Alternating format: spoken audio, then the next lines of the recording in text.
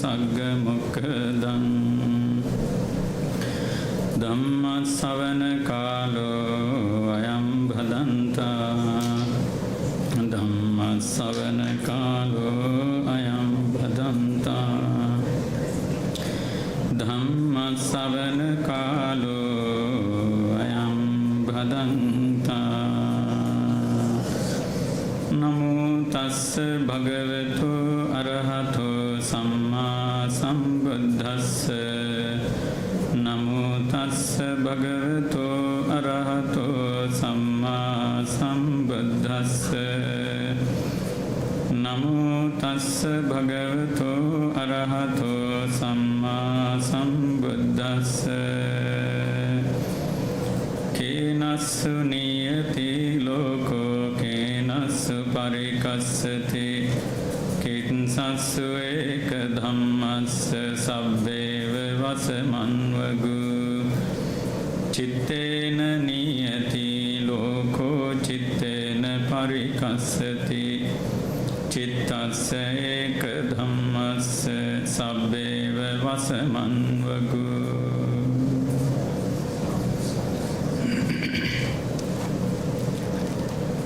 First and foremost, I pay my deepest gratitude to the most venerable Bogada Seelawimala Nayakatheru, who is the chief abbot of London Buddhist Vihara, and in this case for inviting me to conduct this Dhamma sermon and introducing me to the London Buddhist Vihara community.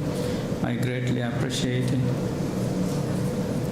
In honor of the Buddha Day 2560, in the year 2026, in which we celebrate the noble birth, enlightenment and the passing away of our teacher, the Buddha Gautama,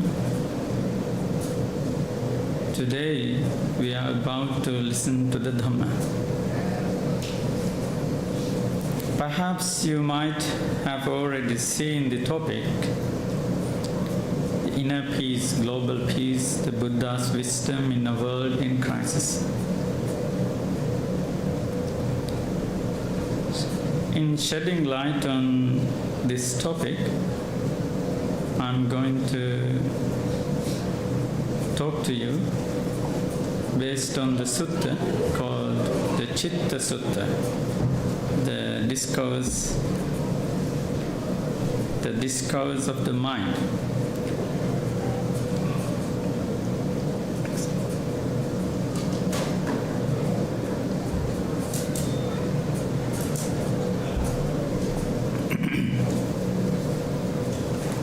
Discourse of the mind. The sutta is included in the gradual sayings of the Buddha. Before that, I have a couple of things to share with you, just to make some background settings, ahead of the main contents of the sermon. The topic is inner peace and global peace. And now we are about to listen to it. My first question is that, why should we bother so much about the mind? What's the point of the mind? Why should we bother? And why should we talk about it? Why should we dwell on it, the mind?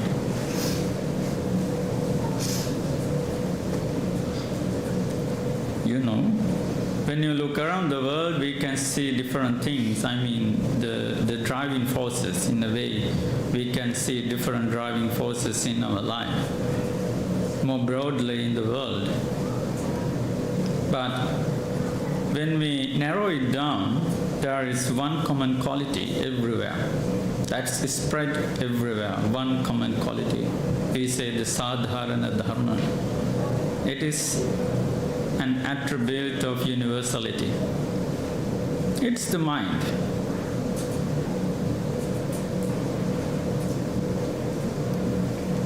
There is a nice story that I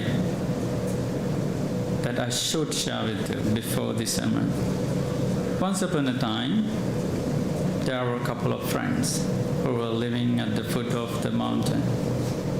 One day, they spotted one person sitting on the top of the mountain. Seeing that, they had a kind of a little argument regarding what he is doing on the top of the mountain. Then the first person said, well, I think he is looking for someone. Then the second person, no, I don't think so. I think he is left behind by someone else. So he is hopeless. Then the third person said, no, I don't think so. He is waiting for someone to come and pick him up. And the fourth person said, no, you three are foolish. You are ignorant people. We cannot learn sitting here and staring at him who is on the top of the hill. We cannot learn what he is doing there, just sitting here, just staying here. We need to go there. That is the first point of reference. We cannot comment on the people who are standing on the top of the mountain, just seeing what they are doing or what he is doing, because we are at the foot of the mountain. And the fourth person says, well, we can go together. They all went up. Then asked, dear friend, we were all arguing with each other foolishly what you are doing. So please tell us what you are doing. Then this person was quite surprised, but was very quiet and tranquil, and had a look and took a deep breath and then say, well, I'm just standing alone. Nothing else. I'm just standing alone. So, what we talk about mind, or mindfulness, or momental awareness, or perhaps to some extent the clear awareness of the mind, these correlated teachings are quite similar to that. Just doing, just standing and just living, just experience with that moment. It is that simple. But you know, what is most interesting in human nature, people like complexity rather than simplicity in their life. Do you agree with me? I think you should. Because I know many people think complexity is so enjoyable and it is fascinating. They think so. But when things come to simplicity, when things become simple, they think, oh, that's boring and that is not so much fun and that is not compelling and that is not thoughtful enough. But that is the thoughtful thing. That is where you can drill down to the depth and greater wisdom. Because the greater philosophical discourses do not arise from the complicated things in our mind. It always arises from a simple mind. So simple is beautiful. Your mind is luminous, as the Nayaka Thera said before. It is luminous and it is beautiful and it is simple at the first moment, but after a while it becomes diluted and defiled by several things in our life. So we are going to learn how we can prevent it from defiling and deluding in our life. And the second thing I want to emphasize here, why it's inner peace and global peace. What is the connectivity? What is the formula here? There is no world without you. The world is a representation of yourself. The world is a cluster of you-like people. Because it is not some kind of geography, it is not just some kind of cosmos or some kind of spontaneous thing. It's a pretty much and deeply rooted causal concept. The world is always lying in relation to you. Without you, there is no world. If I were to say an analogy, I might use the you and the mirror. When you go to a mirror, whether you see the mirror or the mirror sees you, what's happening? Whether you see it or the mirror sees you. It is intermingled, it is intertwined. This sensory perception is interconnected. You are here and mirror is there, object is there, consciousness is here. Then you interact with each other. So then there is a reflection on the mirror. Reflection of whom? Reflection of yours. It is the same as with the world. The world is a reflection of you. World is not a reflection of someone else. I mean, not aliens, not someone who is living out of the planet. It's definitely people who are living in the planet, on this very earth. If we talk about global peace, I have noticed that many people tend to defeat the point, forgetting the fact that we are the people who make the world. Without understanding this common sense, actually this is common sense. Without understanding this common sense, we cannot improve and we cannot develop the philosophy of global peace. When I was studying Aristotelian philosophy, sometimes back in my studies, I did a comparative study between Aristotelian concept of eudaimonia and Buddhist perspective of nirvana. And I had a supervisor, Canadian-British philosopher Stephen Bolter, who was one of the expertised people in Aristotelian philosophy in the world. At the end of the dissertation, he said, "Well, Venerable, now I see Aristotle was also Buddhist." That means he was not a Buddhist, I mean, he had the idea of this reality and common sense. So, one of the fundamentals in knowledge is common sense.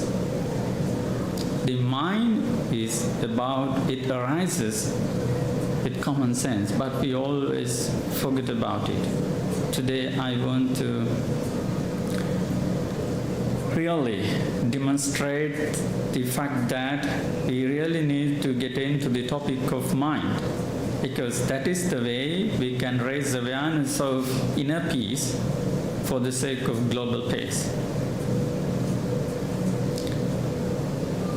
Now we can come to the topic, the sutta called Citta. You will understand what Citta in this context in due time, I mean in the explanation of the sutta itself. Once upon a time, one deity, one celestial being, came to visit the Buddha with some questions. So he asked basically 3 questions here. Kenassu niyati loko, kenassu parikassati, kissassu eka dhammassa sabbeva vasamanvago. The first question, Kena suniyati loko. By what is the world led? What is the leading force? What is the driving force of the world? How the world has been led? What is behind it? Kena suparikasati. And by what it has been dragged here and there. It's always shaking. But who? Who is shaking it here and there? Who is moving it here and there? Kissasuveka dhammas sabbeva vasamanmagu. And what is the most phenomenal thing that has got everything under its control? If you again contemplate on these three questions. Who is leading the world? Who is monitoring and governing the world? And the second, who is shaking or moving the world? And the third, what is the foremost thing that has got everything under its control, under its foot? Simply, under its trap. When you just brainstorm these three facts, these three questions, there are several things that can come into your mind. If you think with politics, you will see the politicians of different countries, so they are leading the world, and sometimes they say so and they think so, then they announce it, we are leading the world. Then perhaps that's one point of view. And if you look through economics, then you will see the country who has the greatest capital in the world, that is the country who is leading the world. Then people think, who have the great wealth, economic wealth, they are empowering and they are governing the world. If you look through scientific innovations and maybe more scholastic way of looking at it, then perhaps they could think and they could say, we are the scientists and we are the researchers and we are the people who govern and leading the world, and the world is under our foot. In a sense, these all answers right, but in a very partial way. They are partial answers, they are partially truth, not entirely or completely. When I say that something is partially truth, that means there is something left behind it. What is the remainder of this truth? That is the common quality of all these answers. What's the common quality? We said sadharana dharma. What is the universal attribute to all these people that I just say, for example? The universal attribute to all these people. That is what the Buddha himself declared. And as to reply to this deity, the Buddha said, Cittena niyati loko cittena parikassati. Cittaseka dhammas sabbeva vasamanvagu. The world is led by the mind.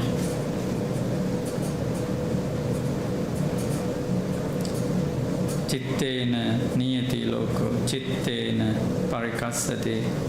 The world is moved or dragged around here and there by the mind. Citta seka dhammas sabbe vasamanvagu. So mind is the one and only phenomenal thing that has got everything under its control. See how brilliant it is. If you look around, any people, any things, events that happen in the world, but one common quality amongst them is the mind. They are led by the mind, nothing else. That's all about our mind. But people rarely understand this. We're always scratching on the surface, saying things more inclined to external materials. But we need to come out of this external, more materialistic understanding of life. Rather, we need to move on to more internal and more spiritual understanding of our values and the importance of our mind. No matter you are theist or non-theist or religious or non-religious, spiritual, it doesn't matter what your belief is. Regardless of your knowledge, your profession, your belief, culture, race, what matters here, it's all about our mind. That's why even in the Abhidhamma and more broadly even in the Suttanta, the normative discourses in the Tripitaka and the more philosophical and perhaps analytical discourses in the Tripitaka, and everywhere we can see the move of the mind in different ways. Here, in relation to the topic, I would explain three things. The first, where is the real crisis in the world? It is there or here? I mean, here means your mind. The crisis is here, in your mind. It is not out of the mind. The real crisis here. But people do not understand it. We often think the crisis is in the world, externally, as an external matter. But it is, of course, arising here, at the first place, in our mind. So, to approach the world in crisis, I think first and foremost we need to understand the real crisis is here, within your own world, within your own mind and life. But how? Some time ago I learned a nice Zen story. One day, a Zen student visited the head monk and asked a question. Venerable Sir,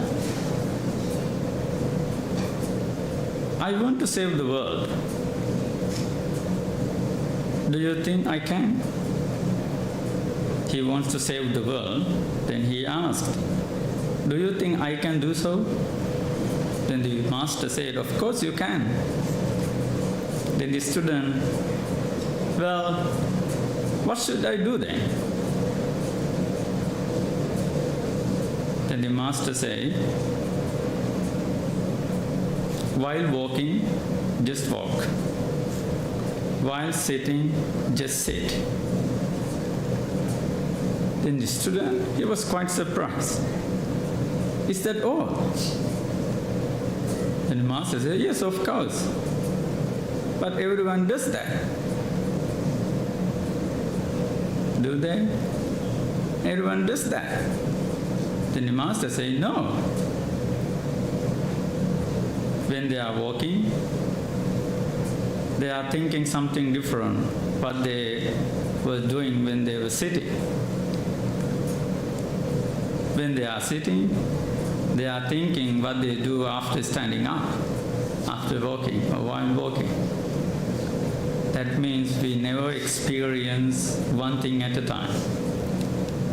We do several things at one time.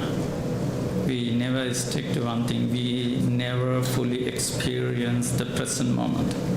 We have not cultivated the momentary awareness in our life.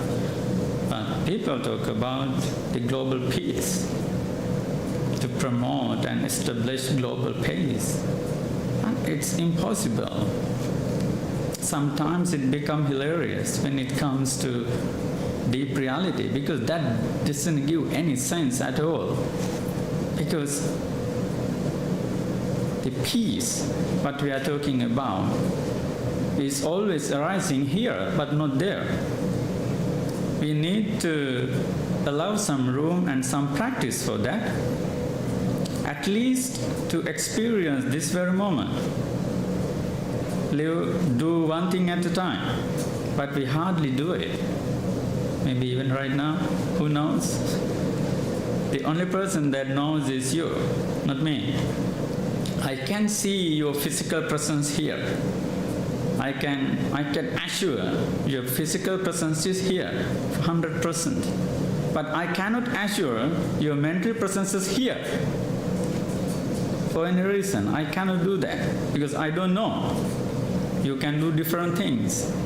You can wandering around and you can go somewhere else, you can go your home and you can thinking several things in your mind, but looking at me. You can do several things at once just looking at me, but in mind thousands of things in your mind. Then we cannot bring awareness of global peace. That means we have no inner peace. If there is no inner peace, then there is no global peace. Because the global peace is an expansion of your quality of your peace, the quality of your life. If you have no quality of peace, then there is no quality for the world as well. Whilst you are being hectic and drastic and more disturbed in your life, you are expecting the world to be peaceful and calm and tranquil. But you are not tranquil, you are not calm, you are not peaceful. If you are not so, how we could perhaps expect the world to be so? It is never possible. There is no logic. It is not valid. To make it valid, first, you should be peaceful. You should be calm and you should find a way to become tranquil. Without doing that, all these things are superficial and just we can talk about it many times, but it never comes to reality. To make it happen, to make it true, we are the people who should begin with it. So, first, we should understand that the real peace arises within here, because mind is the driving force. We are all led by the mind. Without empowering our mind with awareness and being more conscious about life, we cannot understand this. Just to slow down in our life, just to enjoy the moment. There is a wonderful book that I always recommend to people, The Things You Can See When You Slow Down. This is the title of a book. Maybe you would like to read. The Things You Can See When You Slow Down, written by the great Mahayana scholar practitioner monk Haim Zanim at Harvard, and who also studied at Princeton and Yale. So in this book, what he tries to say, we can see lots of things in our life if we can just slow down for a bit. But we wouldn't like to. We think when we slow down, we will lose something. We will fail someone who, if there is no benefit of slowing down in our life, we do think so. But thinking that, we are falling under the trap of the mind. To flesh it out in meaning, I mean in more thought-provocative understanding of the importance of slowing down, I have a nice analogy. These are all coming from different treatises in meditation literature, because that is the most and preeminent source that we can refer to. One day, there were two friends, the tortoise and the monkey. So the monkey came to visit the tortoise and asked and said, "Well, my friend, you are too slow. Are you enjoying your walking? See, look at me. I'm very fast. I'm rapidly moving. You can't even catch me up. I'm very fast walking. But see, you're very slow. You are still at the beginning of your path, just like an elderly man. What is the purpose of walking so? It's so boring to me." And the tortoise said, "Well, my friend, I know you are very fast. You are fast moving. You are very quick, very speedy. But I am not. But nevertheless, I enjoy the every step of my walking. I enjoy the every moment of my walking. Please take it into your mind. Have you ever enjoyed the steps of your walking? If so, that's good. If not, we have missed something. We should practice a way to enjoy every step of our life, not only walking. It is just an example. But we always lose it, we always forget about it because of our speed, because of our hectic life. Just for a moment, just stop it and just slow down. Then you will see an enormous beauty of your life, the splendor of your life that you haven't seen before. We really need it. The paradox is that you are looking for calm and peace, but you wouldn't like to step down and slow down even for a moment. But we need it. If we are really looking for calm and peace in our life, we need to enjoy and experience every bit of moment, every bit of experience in our life. That is fundamental to our practice. When I say such things that might sound very simple, oh, that's very easy peasy and nitty-gritty things, that is not a big deal to do. But you will find how hard it is when you really put them into practice. It is not that easy. It is not that simple when it comes to practice. Everything seems to be so easy and so very simple when you just go through the words, when you just go through the sermon. Because people do listen to the sermons and do read the books and do various things, but just for that moment only. And then just after the sermon, when you stand up, most of people just drop everything down. But you have been listening and learning and hearing, everything is dropped down. Now you are back to normal, back to your previous life, but no renewal, no transformation. Because that is the purpose and that is the whole intention of the deliverance of the Dhamma. Why I should say so?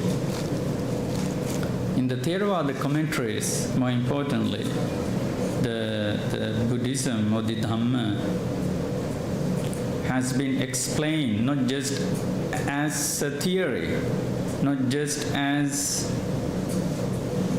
a phenomenological view of the world, but rather differently. It is something we need to learn through our own practice. Bhavitanti etayati satchikata nibbana magga. Dhammanti bhavita satchikata etayati nibbana magga. The Dhamma in this context is something we should learn through our own practice. Without practice, there is no Dhamma. That is essential. Without practice, there is no peace. A couple of weeks ago, I had some students coming from the university and coming to the monastery just for some chanting and meditation. And there are some people. And one day, I had a philosophy student who was very keen about practicing Buddhism. I have another Sri Lankan friend. So when I introduced this philosophy student to him, then he straightforwardly asked the next question, "Are you practicing Buddhist?" It was the first question that he asked. "Are you practicing Buddhist? May I ask you?" So that person asked. He was completely blank. He had no answer to reply to him. Then after a while, after the end of meditation session, he came to me. Venerable Sir, that is the moment I was really embarrassed in my life, in my ever life. I feel so ashamed because we had such profound Dhamma, but sadly, alas, we haven't made use of it. We haven't taken any advantage of it.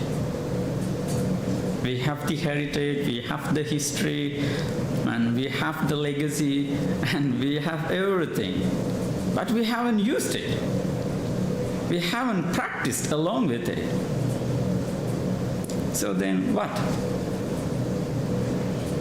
So we should be a person who practices the Dhamma, not just a listener, not just a learner, not just a researcher, not just someone but a practitioner, because he is the one who gains the real benefit out of the Dhamma. Dhamma becomes unique and Dhamma becomes quintessential from other philosophical discourses and religious views from all around the world because of this practicality, because of the importance of this practicality. Without practicing this, you never learn what it really is. We can comment on it. We can we started the sermon saying the story between the people at the foot of the mountain and the top of the mountain. We can just comment on it. We can just say, "Oh, this is that." We can just say, but we really don't know. We don't have any clue what it really means and what he really is, if you are not up to practice.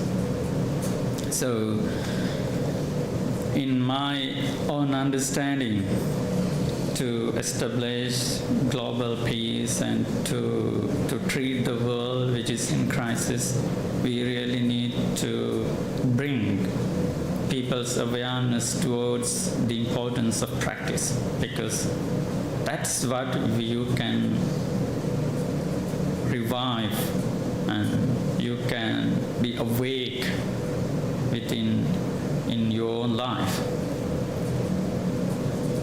So then the second, I would say, the interconnectedness and not interconnectedness, I will keep it aside for today, but as the second point, I want to say the anupadana, the non-clinging, the nature of non-clinging, the practice of non-clinging.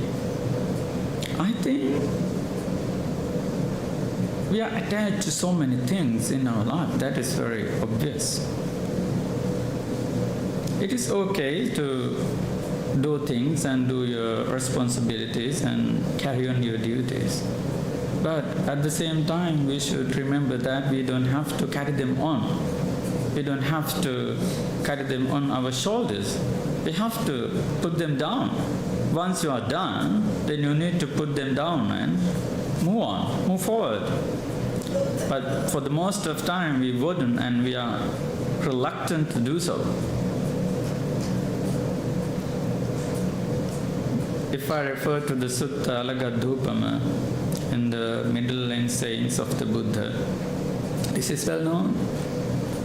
Kullopamango bhikkhave dhamman desissami tang nittaranataya no gahanataya. The Dhamma is equivalent to a raft. What's the purpose of raft? Having a raft, one can cross a river. But once it is done, he needs to put it down and move forward. But even after crossing the river, if he continues to carry it on, it does only give him another burden, nothing else. You need to put it aside and then move on. Just as the Buddha did soon after the enlightenment. In the second week, he was just staring at the Bodhi tree for the sake of gratitude. He was grateful. He paid tribute to him and he was very thankful to him for 1 week. Then after that, he left away for the sake of his mission to spread this Dhamma, thinking that, oh, this tree was very helpful, then I should stay here, I should protect this. No. He was grateful to it, then he moved on for his noble intention. In the same way, we need to move on, but we are very hesitant about moving on in our life because we are attached to things that we carry on. If we can just put it aside for a moment, you will see what a relief it is.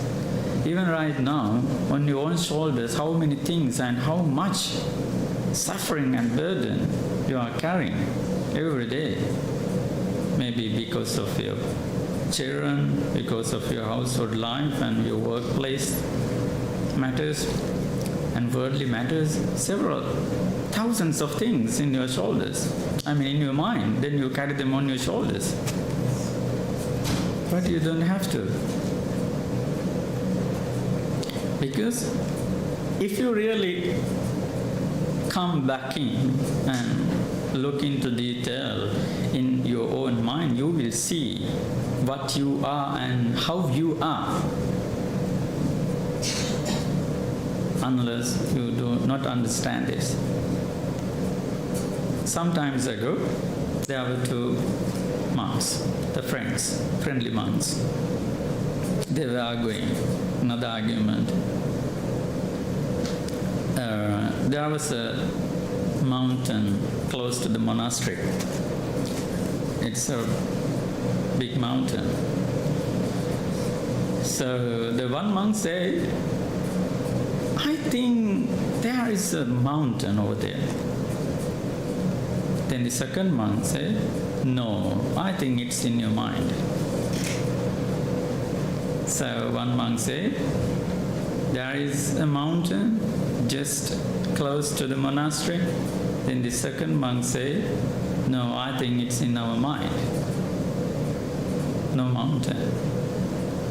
Then the abbot of the monastery was just passing by. Then he just listened to the argument, and then he said, well, if this is so,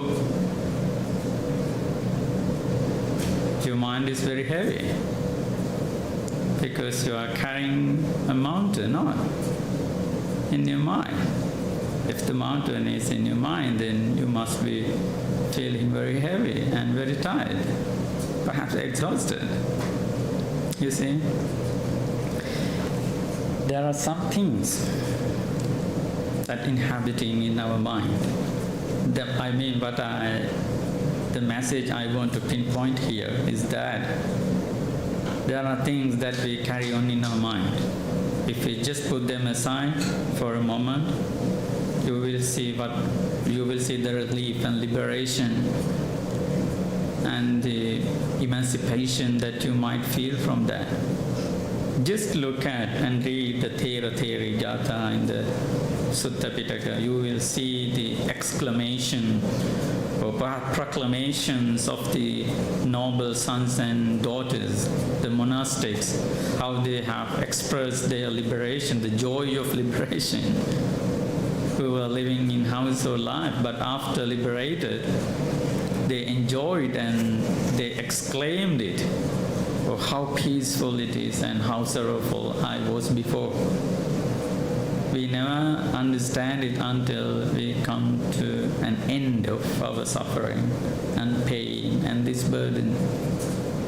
You see, we are the people who have always loosened our own peace.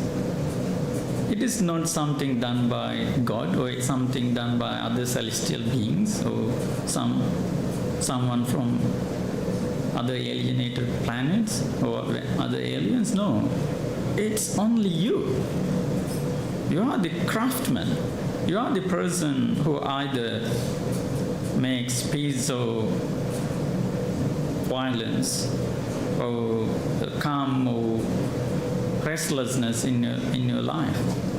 You should be skillful and you should be skillful and you should be clever enough to manage it. Because it's your duty. You cannot take it for granted. So, and finally, I want to say, as this sutta says, the world is led by the mind, this is shaken by the mind, and all has been taken under control by the mind itself. However, until you slow down in your behavior, in your mind continuum, your speech and act and everything, you hardly see it.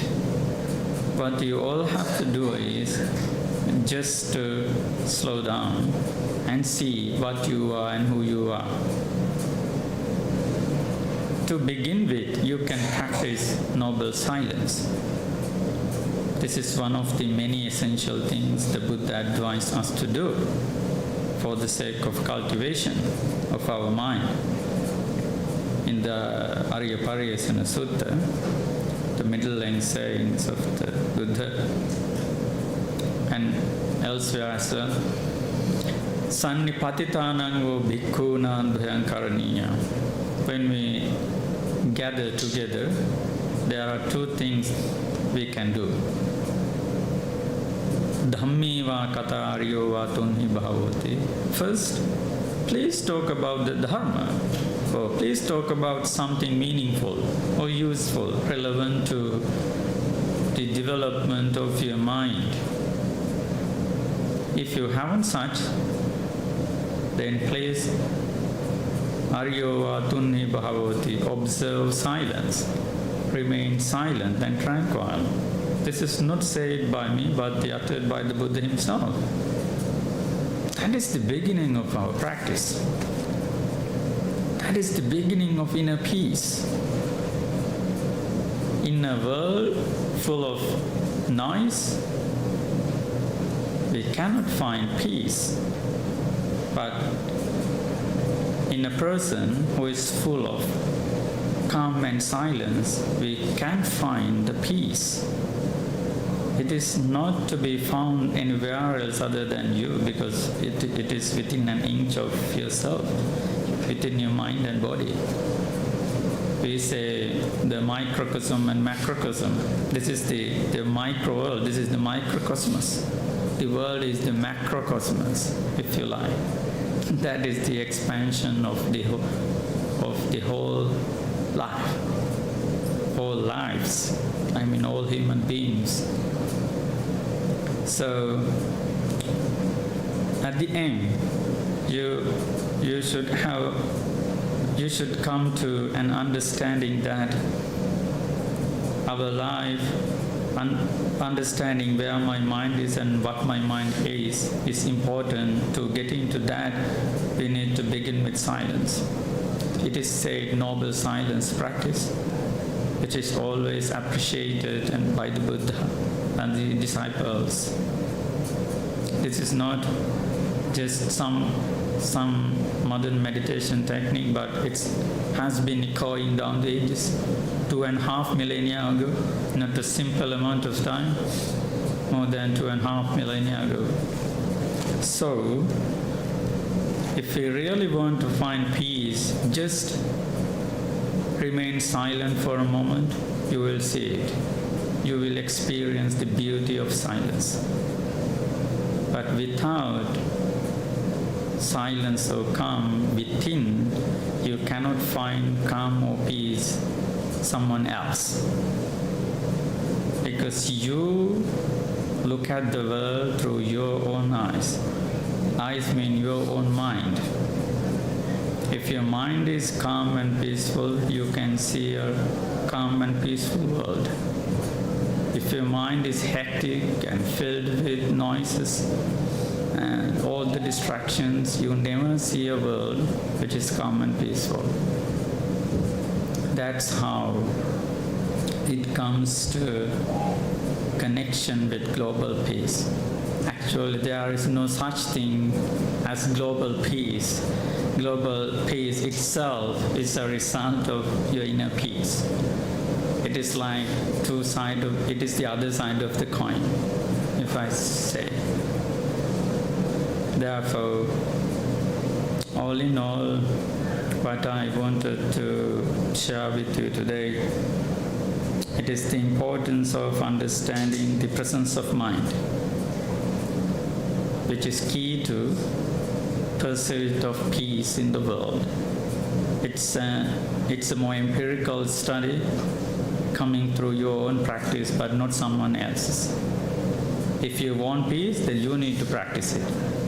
If you are hungry, if you are thirsty, then you need to drink it. You cannot fulfill your thirst or hunger seeing or looking at someone else is doing it. You need to do it for your own sake. If you need it, then you should do it. If you don't, then okay. But we all need it. We are seeking for it. Then we are supposed to do it.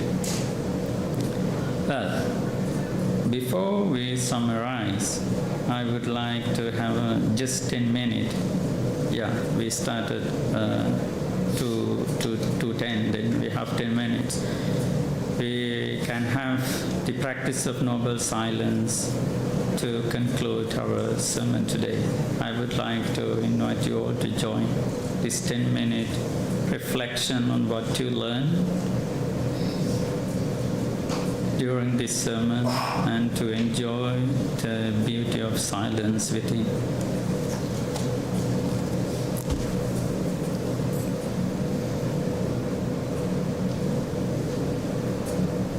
Just take a deep breath through your nostrils.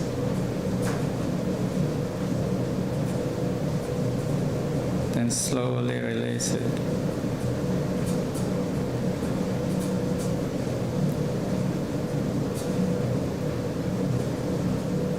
Once again.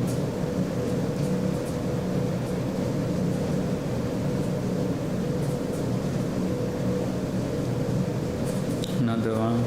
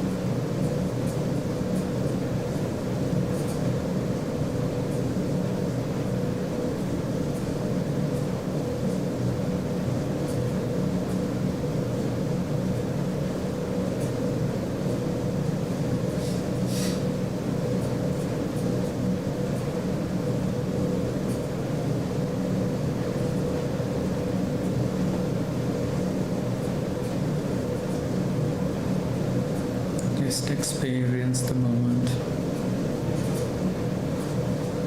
Try to listen to your inner dialogue with a little reflection.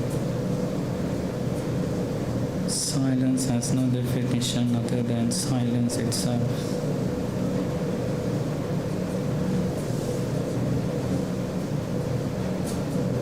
The more silent you are, the more calmer and wiser you would become.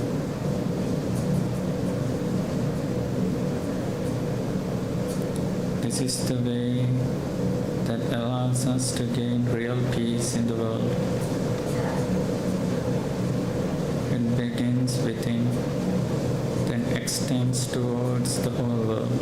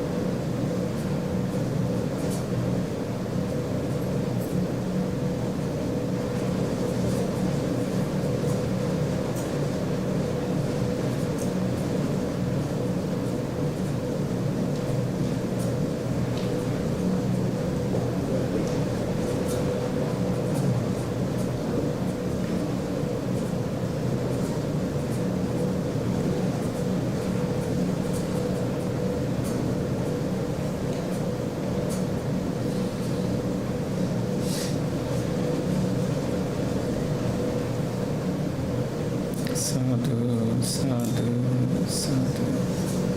Well, so thank you very much. And by means of this great merit, may the Venerable Nayakatheru be well, happy, peaceful, and free from all forms of suffering. May all the supporters of the community in the Vihara, may they all be well, happy, peaceful, and free from suffering.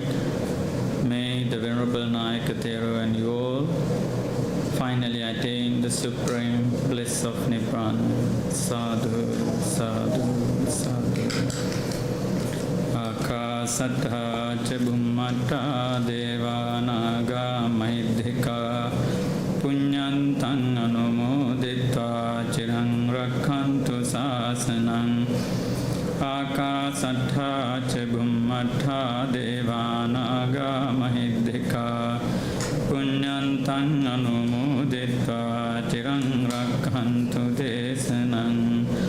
Akasattha ca bhummatta deva naga mahidhika punyantang anumoditva chirang rakhantu mang paranti. May you all be blessed by the Noble Triple Gem. Thank you.